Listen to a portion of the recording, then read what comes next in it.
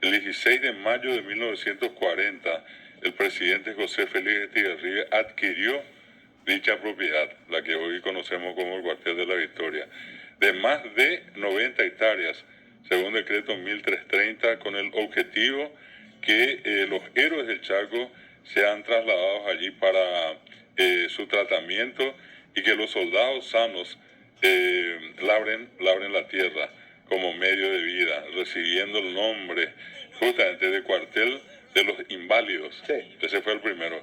Y después, por recomendación de Emiliano R. Fernández, se denominó Cuartel de la Victoria, en homenaje a los héroes de la Guerra del Chaco. Y una recordación muy importante, el 26 de julio de 2017 murió el soldado Andrés Benítez, el último sobreviviente en el Cuartel de la Victoria, y era un celoso cuidador del cuartel.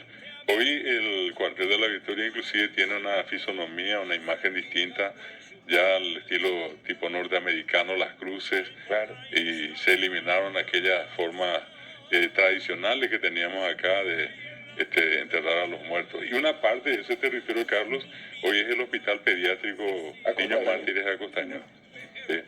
De las 90 hectáreas, ¿no? Pero el sitio es precioso, ¿eh? Y bueno, y la recomendación también, Carlos, aprovechando esta circunstancia, ¿por qué no ir a visitar y conocer lo que es el... Sí. Porque allí hay personal militar inclusive que brinda información sobre lo que ocurrió en la guerra y lo que significa ese sitio histórico que es el Cuartel de la Victoria.